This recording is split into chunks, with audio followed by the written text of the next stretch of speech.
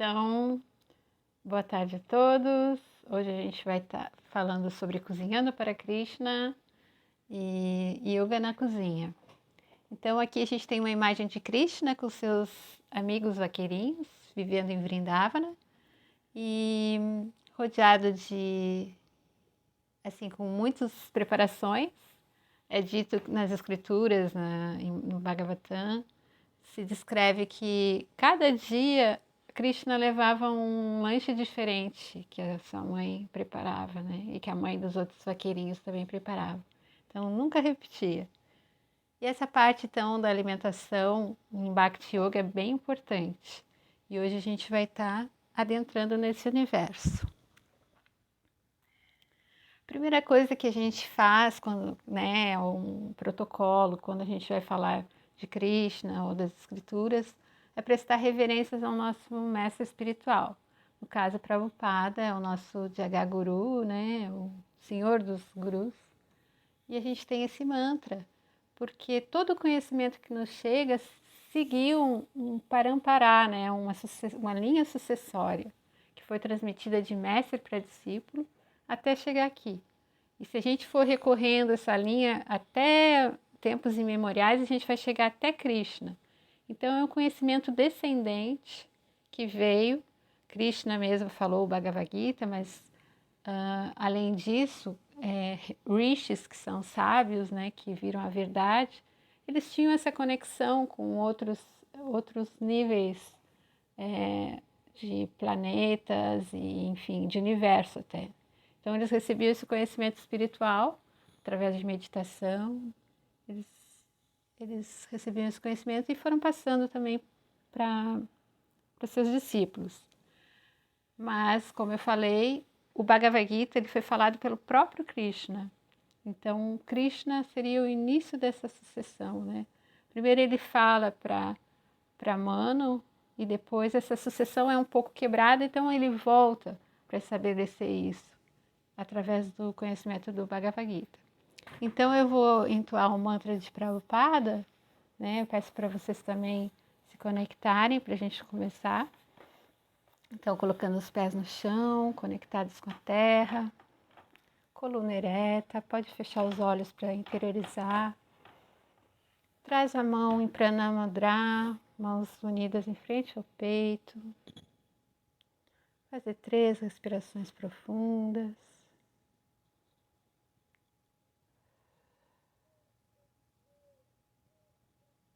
Quem quiser acompanhar, que já conhece, pode acompanhar. Namah Vishnu Padaya Krishna Prestaya Bhutale Srimati Bhaktivedanta Swami Iti Namine Namaste Sarasvati Devi Gauravani Pracharine Nirvishesha Sunyavadi Paspachade Chatarine. E aí tem o mantra Hare Krishna também. Hare Krishna, Krishna Krishna, Hare Hare, Hare Rama, Rama Rama, Hare Hare. Namastê.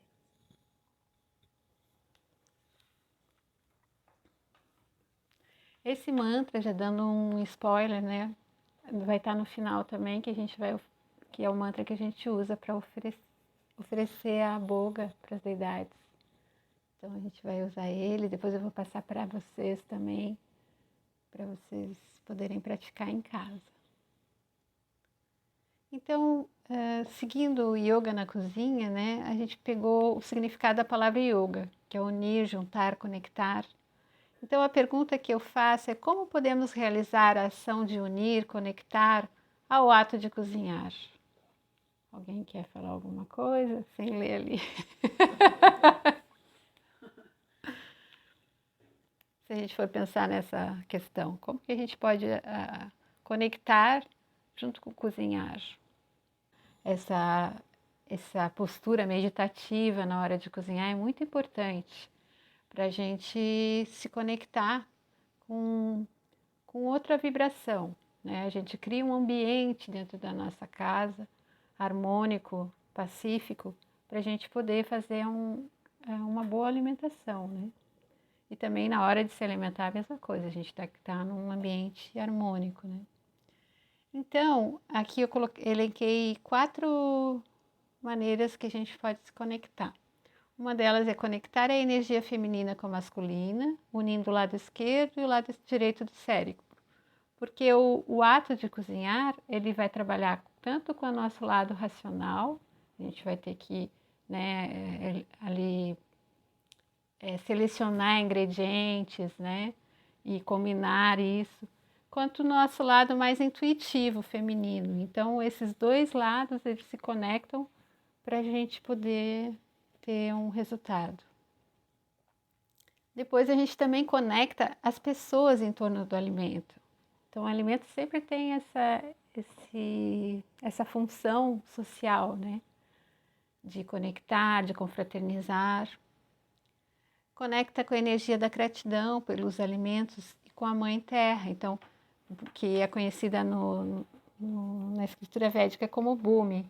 Então, essa energia de gratidão, né? Que a gente tem a consciência de que esses grãos todos, eles levaram todo um tempo para germinarem, com a luz do sol e também com as chuvas, eles puderam, né, passaram por todo um processo até chegar a nós. Então a gente tem que ter esse respeito também, tem que ter essa consciência que existe uma vida que engendra e que nos possibilita a nossa nutrição, né? E conectar com a energia do amor por meio do processo da prasada. Não só pelo processo da prasada, mas pelo processo da prasada é esse amor espiritual mais elevado. É dito que o amor de mãe é comparado a esse amor que a gente quer chegar para se relacionar com Krishna, que é um amor incondicional, né? Então, é um amor que é desinteresseiro, totalmente não é apegado aos resultados, mas sempre quer dar o melhor, né, para satisfação de Krishna. Algum comentário, pergunta aqui, até aqui? Eu pedi para te ficar mais paradinha. Tá. Bom, no yoga é diferentes corpos, né? E aqui eu peguei mais dentro da terminologia védica, né, para falar. Não peguei a terminologia, no caso que vem de Patanjali, né? Eu peguei mais a terminologia védica. Então, a gente tem 5 corpos, né, que vai do grosseiro até o sutil. Eu quis trazer isso porque como a gente está estudando isso na Bhagavad Gita, para a gente visualizar um pouco, né? Então a gente tem essa primeira camada que é a mais grosseira. Claro, isso aqui é uma ilustração, mas enfim, só para a gente visualizar. Que é a índria, que seriam os sentidos que desfrutam. Então, nossos sentidos, o tato, o paladar, a audição, a visão, né? Tudo isso está dentro desse corpo índria. Depois a gente tem um corpo que também está ligado ao corpo grosseiro, só que ele é mais sutil, que seria os manas, ou a mente. Então, da mente nascem os desejos, né, que a gente já viu. E se a gente não controla muito a mente, a gente fica refém desses desejos, né? Então, o processo de yoga, muitas vezes, é o processo de controle também da mente, né? Através de mantras, enfim. Buddhi estaria um pouco acima da mente, que seria a inteligência. Então, enquanto a mente está desejando coisas, como uma criança louca que quer tudo e, enfim, tudo que vem à mente quer, a inteligência é um estágio mais maduro, onde vai discernir o que é bom, o que é certo do que é errado. Então, por exemplo, eu tenho que tomar um remédio, um chá, que é super amargo, mas que vai me curar um problema hepático, digamos assim. Então, eu sei que o gosto é ruim, mas como tem esse benefício, eu vou tomar, porque estou usando a minha inteligência. Se eu estivesse usando só a minha mente, eu não ia querer tomar. como a maioria das crianças às vezes não quer tomar remédio, porque está muito identificada com a língua, enfim, né? E a língua também está muito ligada à mente. Então, por isso também o alimento, a língua diz que é o órgão mais difícil de controlar, porque também ele tem uma ligação com os órgãos genitais, né?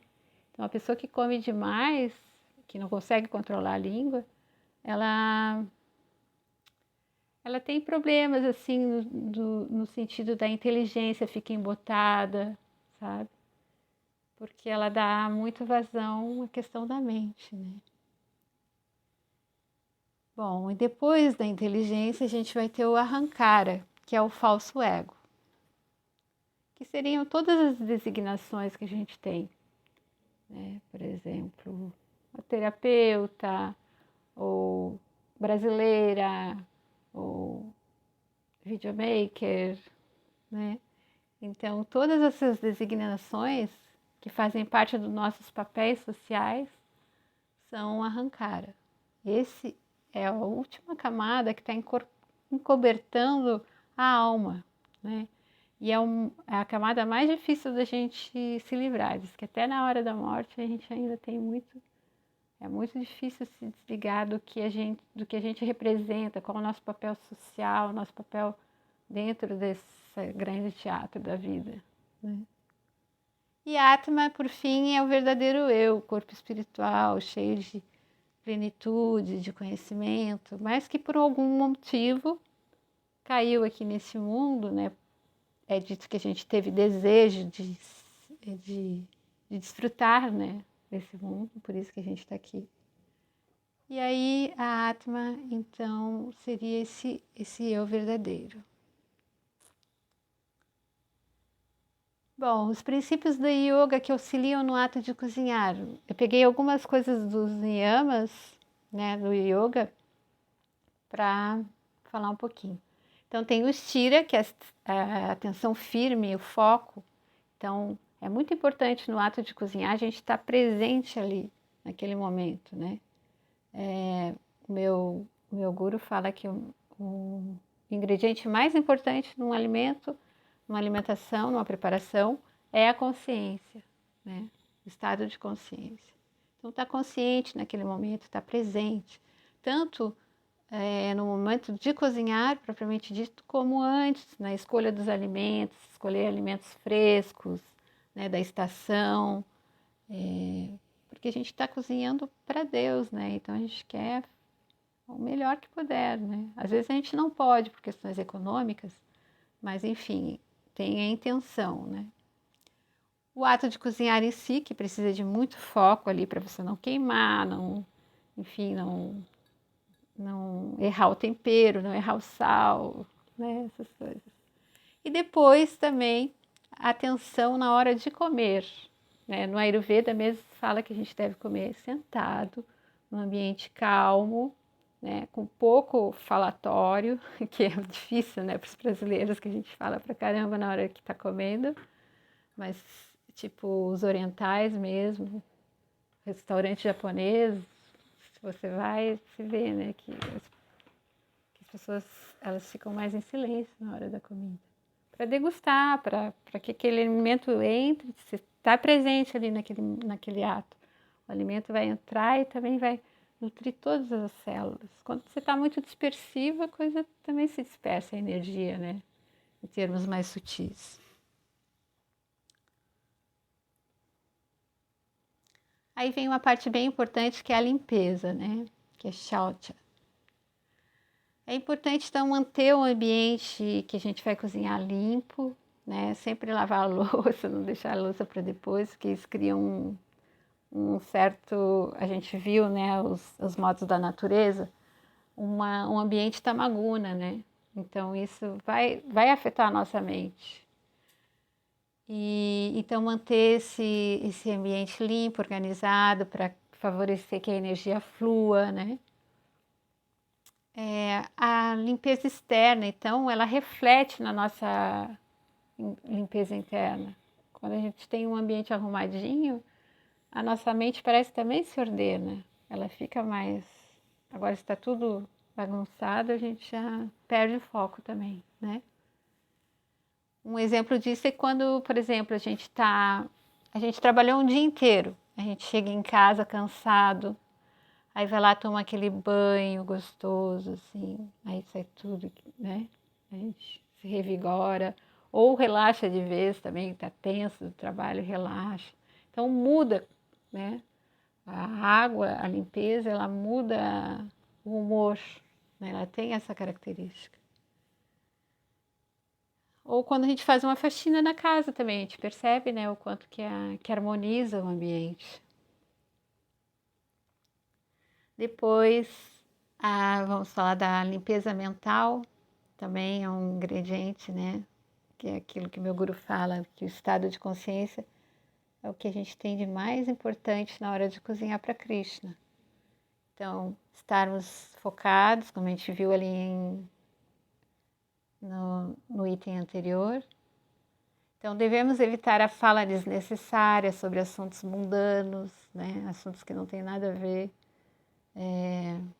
Devemos cultivar a introspecção meditativa, que era aquilo que a Carmen estava falando, e amorosa, mesmo que no início seja um pouco ainda mais por um dever, digamos assim, mas com o tempo a gente vai desenvolvendo essas qualidades, né? Se isso for difícil, podemos colocar um mantra devocional, um humor mais no modo da bondade, né? Mais calminho e tal. Isso vai auxiliar a acalmar a mente e a nos lembrarmos de Krishna, porque é importante a gente estar lembrando de Krishna quando a gente está cozinhando, né? É como se a gente estivesse cozinhando para um filho ou para um amigo. A gente vai estar meditando naquela pessoa. Então, aqui eu botei uma sugestão do documentário O Poder da Água, do Masaru Emoto, não sei se vocês conhecem. Conhece? É muito interessante, porque fala justamente como as coisas todas são compostas de água, e a água absorve toda a energia, né? Ela tem esse elemento, ela tem esse atributo, né, de absorção. Então, como que a gente transfere qualidades para essa água? Esse senhor, ele começou a analisar, ele começou a congelar as águas e analisar os cristais. E aí ele viu que os cristais dessas águas puras, assim, de cachoeira, eram perfeitos, límpidos e faziam desenhos incríveis. Enquanto que a água da torneira era completamente assim, sem forma e, enfim. E aí ele começou a fazer várias experiências. Ele começou a sujeitar a água a músicas ruidosas, a músicas clássicas, e começou a analisar esses cristais. Começou a, então, depois, sujeitar a água a orações. De novo, ele analisou os cristais foram belíssimos. E, por fim, ele começou a escrever no recipiente da água, começou a escrever palavras boas em algumas e palavras ruins em outras. E ele começou a analisar a discrepância que havia de um e de outro. Então é muito interessante esse experimento do Masaru Emoto, e tem um documentário que chama O Poder da Água. Tem um livro até. Tem o livro. Lindas fotos, cristais. Assim. É.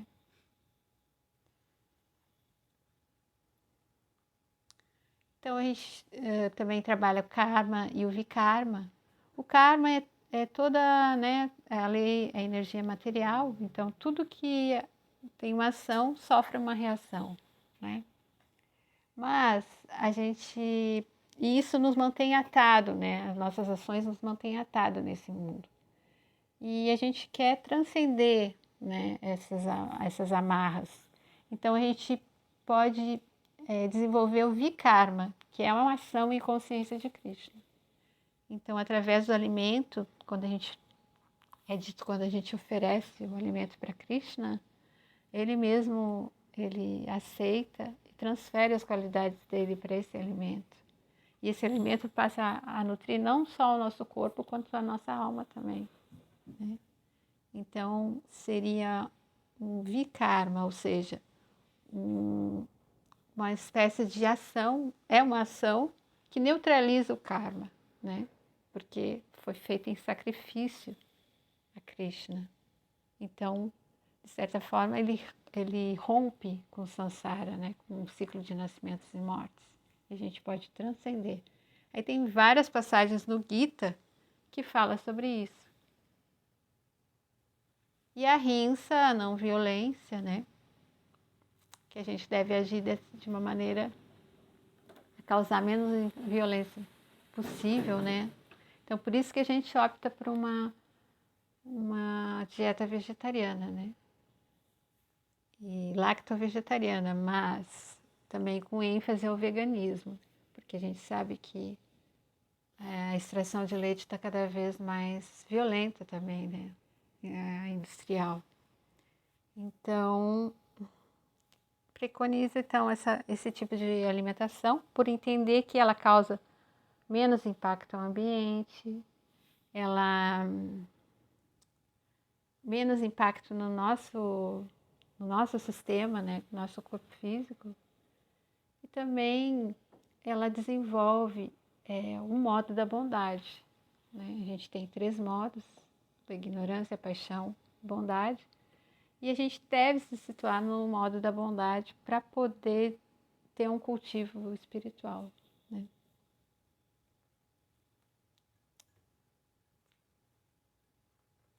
E aí tem a Bhakti, que seria a devoção, essa relação de amor com Deus, né? Que nos faz nos aproximar de Deus e manter esse relacionamento. Aí peguei algumas citações do Gita, né? A gente tem no capítulo 9, verso 26, o Krishna mesmo falando para Arjuna, que está falando para a gente: se alguém me oferecer com amor e devoção folhas, flores, frutas ou água, eu as aceitarei. Então, a gente pode perguntar: poxa, mas Krishna, Deus, é onipresente, onipenetrante, é autossuficiente, por que ele vai querer, né, assim, alimento? Na verdade, é que ele está mais interessado no amor e na devoção, né, que a gente está oferecendo esse alimento. E na relação de reciprocidade que a gente pode manter com ele, de amor, né, essa relação que ele está interessado. Então, é um processo prático de estar estabelecendo novamente essa relação com Deus.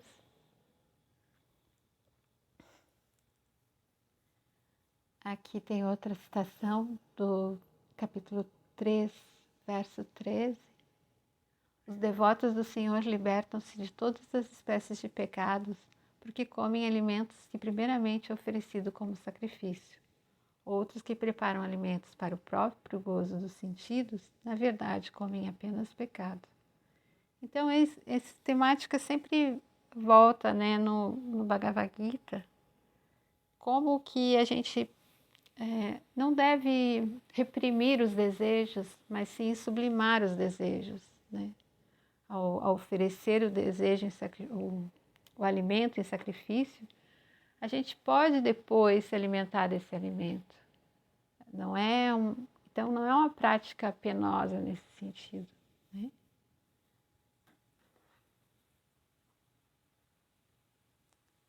Aí aqui fala das energias, dos 3 modos da natureza material, né? Essa minha energia divina, que consiste nos 3 modos da natureza material, é difícil de ser suplantada, mas aqueles que se renderam a mim podem facilmente transpô-la.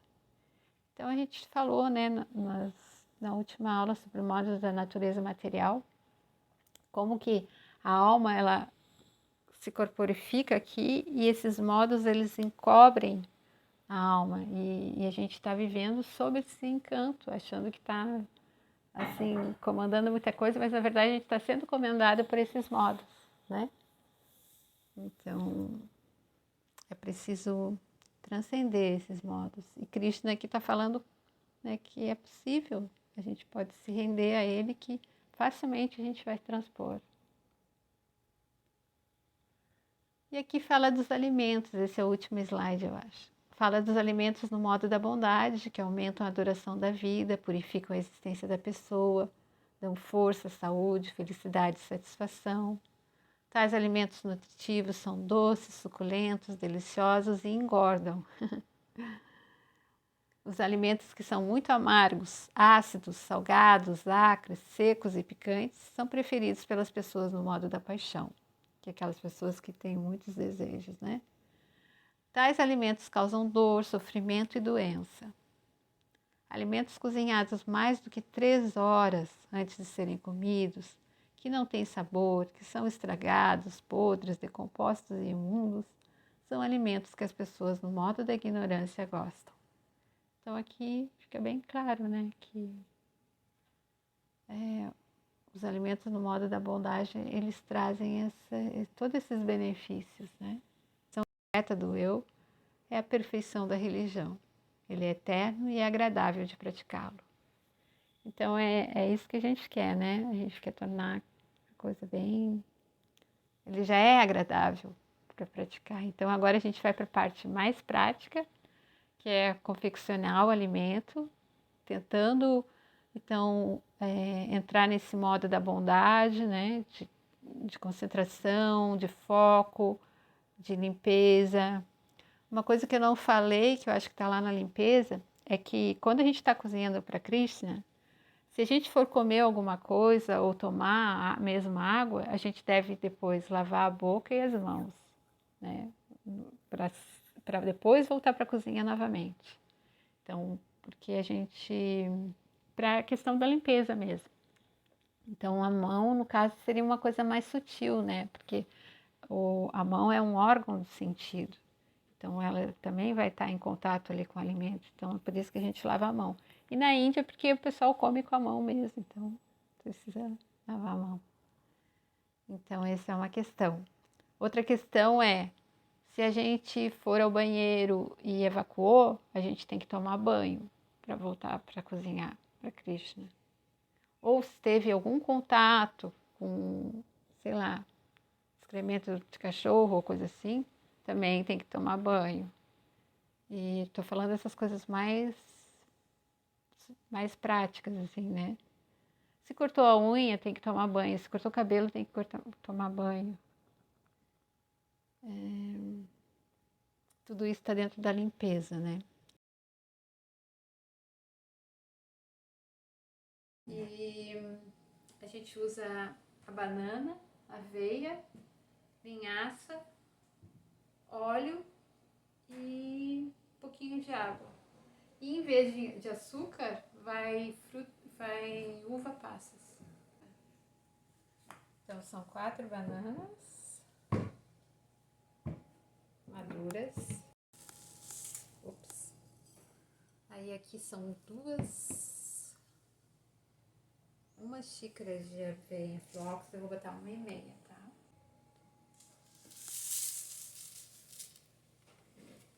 Meia xícara de uva passas. Pode ser branca ou preta? Então. Pode ser outra também, pode ser tâmara, pode ser. A tâmara é bem docinha, a uva também, né? A tâmara é até mais doce que a uva. Esse aqui é canela, desculpa. Canela é uma pitada de canela. Um pouquinho mais que uma pitada. É azeite de oliva, né? Porque esses outros óleos de garrafinha plástica, elas não são. E poderia ser óleo de coco? Poderia.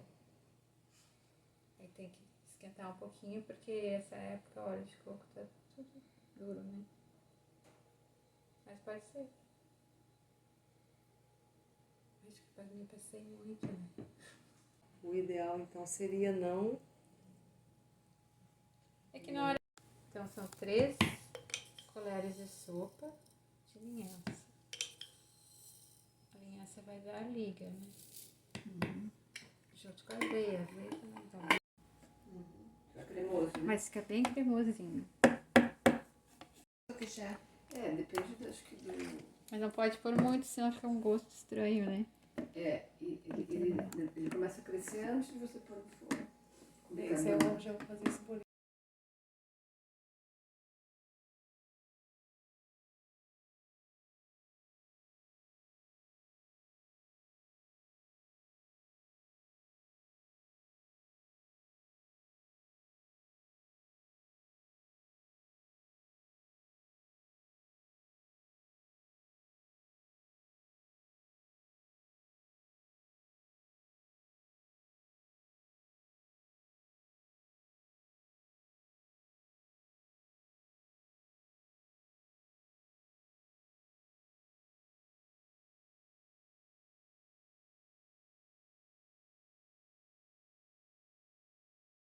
umas bordinhas e embaixo um quadradinho. Quase um quadrado, né? Então, é uma porção grande, maior de farinha branca para uma porção menor de farinha integral. Mais ou menos um terço de farinha integral foi nessa aqui. Ó, já vai achatando assim, ó. Ali. Pode dar uma abridinha assim também. Você pôs um pouquinho de óleo na massa, então. Botei. Vai ficar enorme esse chapéu. E qual óleo que você pôs? De azeite também? Azeite. E pegando o formato. Tá vendo? Tem devoto que faz assim, ó. Eles já vão cortando assim. Tá? Nem usa faca. Vou botar um pouco aqui dentro para não grudar. A gente pode fazer o experimento com a farinha integral também. Mas ela vai soltar bastante resíduo no fogão.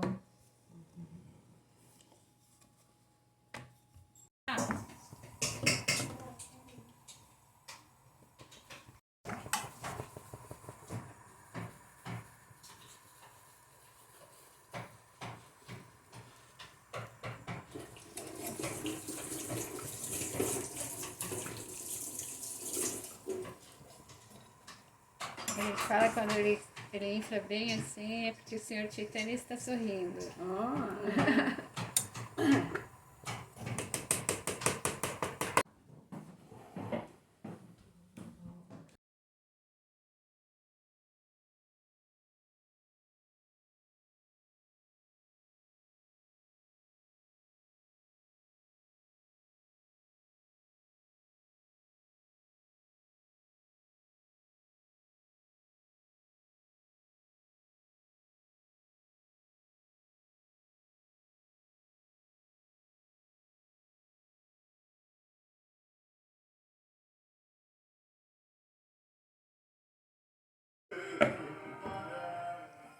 Você pôs um fio também.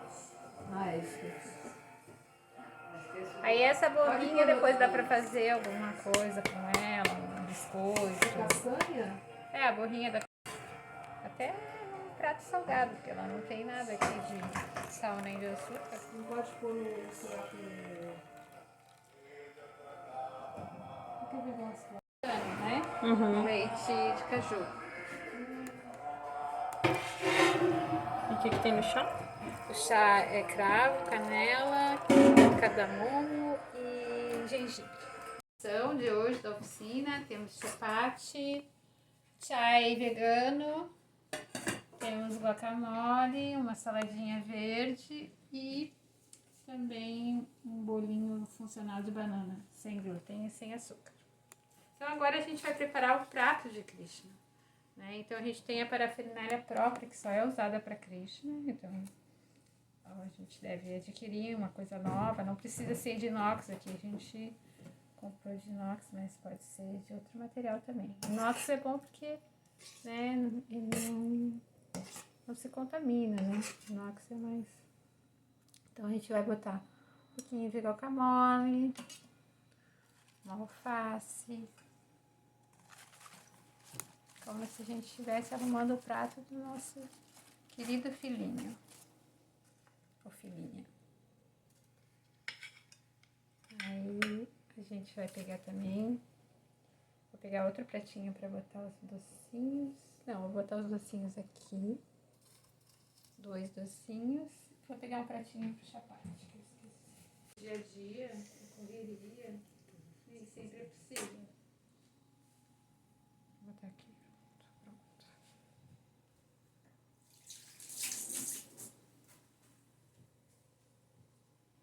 Então agora a gente vai até o altar. Estamos levando para o altar a preparação para ser oferecida. Vou acender aqui a luz, que agora está um pouco escuro.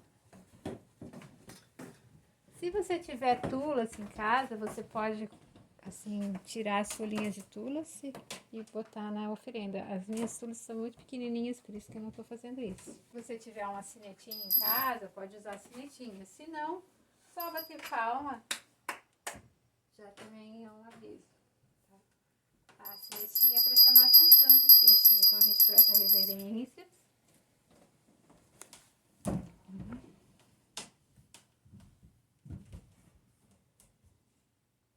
E aí, pode ficar assim ajoelhado ou até de pé. Eu gosto de ficar assim, que aí eu fico mais embaixo. E aí você vai recitar aquele mantra de Prabhupada, porque é através de Prabhupada que a gente vai oferecer para Krishna. Prabhupada é o intermediário, né?